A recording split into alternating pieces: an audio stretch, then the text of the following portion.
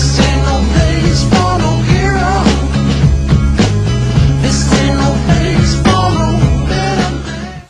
What's up, everybody? This is Craig from 9 Volt Games, and today we are going to be reviewing Batman Arkham City.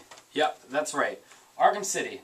Well, I'm gonna flat out be honest with you. I haven't fully beaten the game yet. I've been trying to plow through campaign mode, but there's so much side distraction in this game that it is just hard to do that. I'm gonna tell you right now, because I got 47% of the story done as of last night, and it still says I only got 10% of the game done. On top of that, I've been doing side quests too, and I still haven't completed shit. So that actually tells me that there is a lot to offer in this game. Actually, there's so much to offer within the first 10 hours of the game that I can honestly say that it makes Arkham Asylum feel like it was nothing but a tech demo for this game. Now, first time you get into Arkham City and you get that batsuit on, you get the feeling like I don't know, like the first room in Willy Wonka and the Chocolate Factory. Got a golden ticket. Yeah, like that. And it's just amazing. The bosses, man, like the bosses that you actually would look for in Arkham Asylum, the bosses that you would end up looking for and finding clues like about them, and you would get, you know, the Riddler things like, you know, you got the Penguin, Hush, Black Mask. I don't know if Solomon Grundy was in it, but Solomon Grundy is in this game. Just some like obscure ones, Clayface, you know, even Calendar Man. The Calendar Man is in there, you know. Like, who even knows who Calendar Man is? You can pretend that you do, but you don't. You don't know who Calendar Man is. But anyways, every character's back that you did enjoy, you know. Mr. Freeze comes in this one instead of just seeing his cell, and he actually plays a pretty important role. Apparently, I've been saying it wrong. It's Ra's al Ghul. I've been saying Ra's al Ghul, and guess what? I'm going to continue. Ra's al Ghul is in there. He has an awesome boss fight with him, and his daughter Talia is in there. That's actually what I had just completed, and I'm on my way. Well, I don't want to give away the story. The story's good.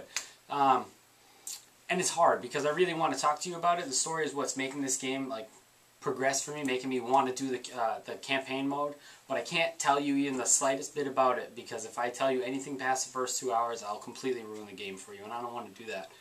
One of the main surprises. But I can tell you that Mark Hamill does the job of the Joker very well this time, so kudos to that. The map is huge in compared to Arkham Asylum. You can go just about anywhere within Arkham City at any time. Obviously, some of them you'll need the upgradable weapons, and but pretty much everything you see is fair game. And on top of that, if you bought the game new, which if you're watching this you don't own it, I'm going to tell you to buy it new, because you want that DLC that comes with it, the Catwoman DLC.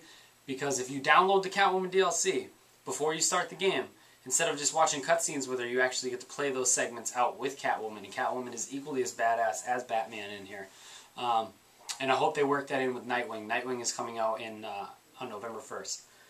Now, that being said, the game's open. The graphics are amazing, but once again, graphics don't make a game, but it does help in a game like this. Everyone you can possibly imagine is in here, but I will go out and tell you that Scarecrow is not in this game. It's disappointing, I know, I'm wicked disappointed, but I think we all already knew that Scarecrow wasn't coming back in Arkham City, which is too bad, because he did come out of the water in my game at the end of Arkham Asylum. But that aside, I mean, this is filled with bosses. There's a lot of bosses in here, and there's a lot of quests, a lot of side quests. The Zaz ones are pretty good. You'll like the Zaz ones. I don't want to ruin that for you either, because the first time you start one of his missions, I mean, it's kind of like a surprise, so I'll leave that for you. Other than that, story's good, graphics good.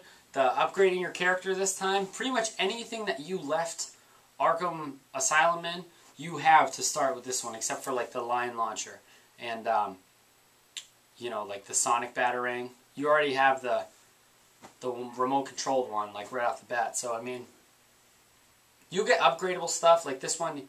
You get more items, like you have one that's like a disruptor, electric disruptor. You can turn it into a gun disruptor.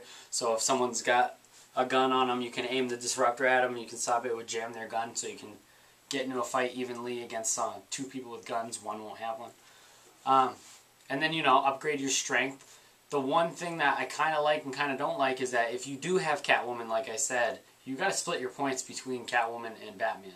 I mean, you don't necessarily have to, but it's just more grinding that you should be doing that you could be spending doing something else. But I guess that's the point of the game. I mean, it's really an open world Batman is what you can consider it. And just the scale of things and the quality of the production, that the way that happens. There's scripted events in this one that there really wasn't in the last one. And they're just amazing. It's hard. I really wanted to tell you about some of them, but I don't want to ruin anything. No, I thought I could tell you one, and I can't. But get this game. It's definitely worth it. And I'm going to tell you right now, this is Batman Arkham City is one of the greatest games that I've ever played, and I'm only halfway through. But the amount that I played so far is how much I played total of Arkham Asylum. So there's a lot more to offer in this game, and I think that, especially if you're a fan of the first one and you don't own it already, what's your problem? That's one. And two, the game is definitely made for anybody. Like, I dare you to go in and find one thing that you don't like. I would love to find the person who says that they absolutely hated Arkham City and there was nothing in it for them because they're a goddamn liar or they're not a gamer. Either one. But definitely pick it up. It's well worth your money. And who knows? I mean, this one's so high that I really am failing to see how they can top this one. So this could be the last great Batman game.